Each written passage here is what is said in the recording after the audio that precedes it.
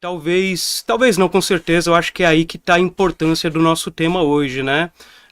Primeiro entender que o revisionismo tem o bom revisionismo e o revisionismo negativo, né? O bom revisionismo é quando a gente se debruça sobre novos fatos, novos documentos e reavalia a nossa compreensão desses documentos, né?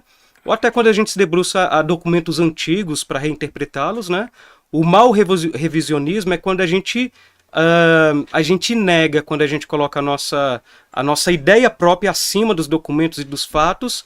E a questão do negacionismo é quando você simplesmente ignora todos os fatos, né? Todo o estudo, toda a materialidade, todos aqueles que pesquisaram antes de você, toda a comunidade científica, em troca de alguns ideólogos, né? Algumas pessoas que ditam uma crença e colocam a sua crença acima dos fatos.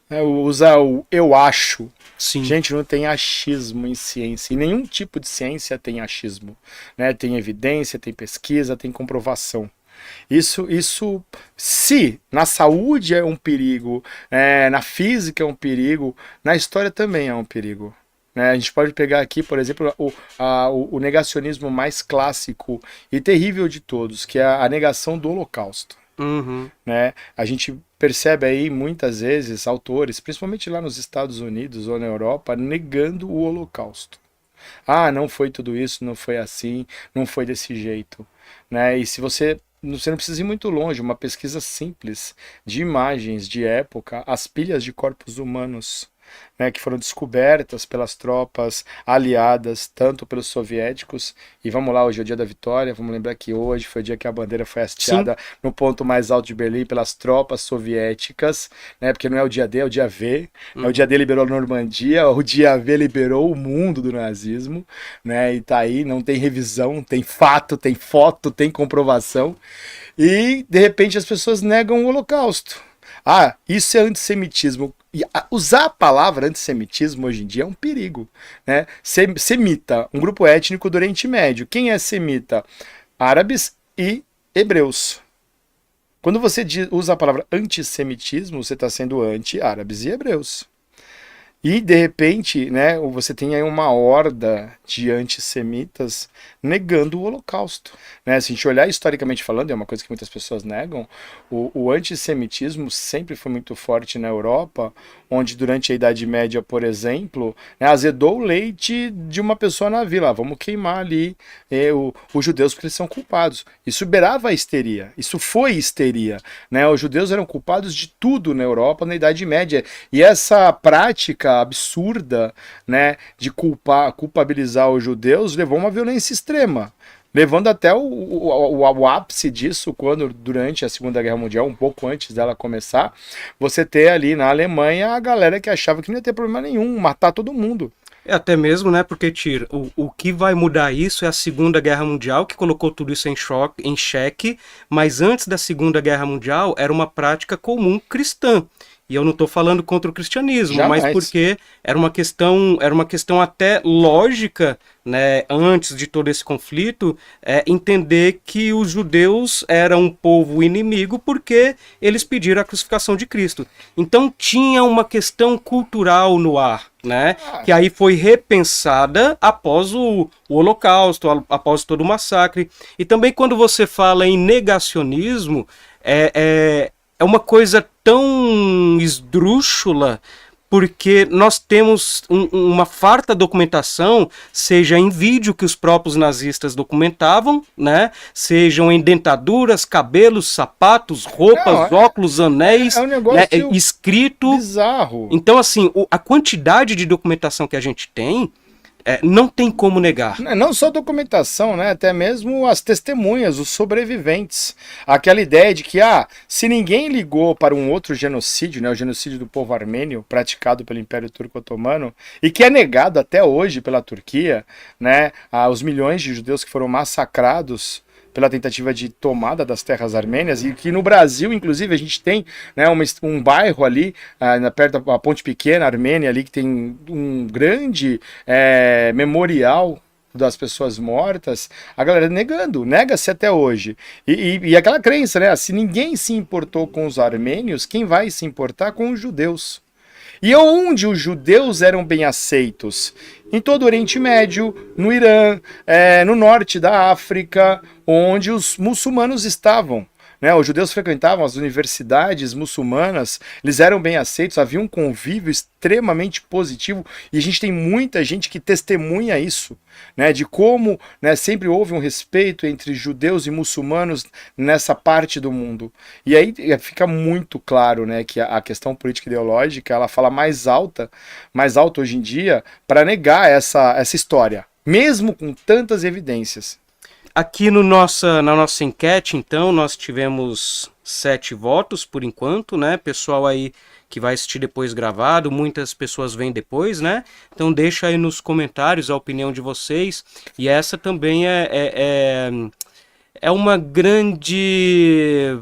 é um revisionismo, é um mau-caratismo, uma vontade de ignorar a história. Eu penso que aquela história assim, eu não quero, isso é tão ruim que eu não quero que isso faça parte do meu lado. Sim. Né? Porque você falar de nazismo, você está falando de extrema direita. Uhum. E a direita ela é conservadora, valores tradicionais, ela é liberal economicamente falando, então isso é ruim, eu não quero. Uhum. Só que se a gente olhar para a história, quem foi que apoiou o Fátio de Combatimente? Sim. Quem foi que apoiou o próprio partido nazista, né, nacional-socialista? A gente sabe que o socialista foi colocado ali para atrair a classe trabalhadora num momento de crise profunda, né, da Alemanha derrotada da Primeira Guerra Mundial. E isso que você está falando, Tira, é muito importante, porque, pessoal, isso é uma coisa que eu sempre comento com meus amigos. Eu tenho amigos de várias linhas ideológicas, né? Não é um problema você ser de esquerda ou você ser de direita. Nunca vai ser. A questão é você ser coerente de acordo com aquilo que você pensa, você saber argumentar, saber se posicionar e saber reconhecer os problemas, né, decorrentes dos extremismos. E aí quando a gente fala que o nazismo é de extrema direita, é pro cara de direita se ofender mesmo. Mas não se ofender porque a gente está falando que o nazismo é de extrema direita. Ou que é para se ofender que o nazismo esteja lá. Esteja em qualquer lugar. Exatamente, né? que o nazismo exista. As pessoas elas perderam a vergonha de defender coisas absurdas. Né? Esse que é o grande problema. As pessoas precisam voltar a ter vergonha disso. Agora a gente pode fazer um episódio falando sobre as características, né? O que faz o nazismo ser de extrema direita. E turma, nunca falo que é de direita, é extrema direita. Porque tá? existe a outra extremidade, a extrema esquerda. Existe o totalitarismo na esquerda. Né? E isso é uma coisa que também não dá para negar. Não dá para negar um stalinismo no seu auge ou Mao Tse-tung com a Revolução Cultural Chinesa.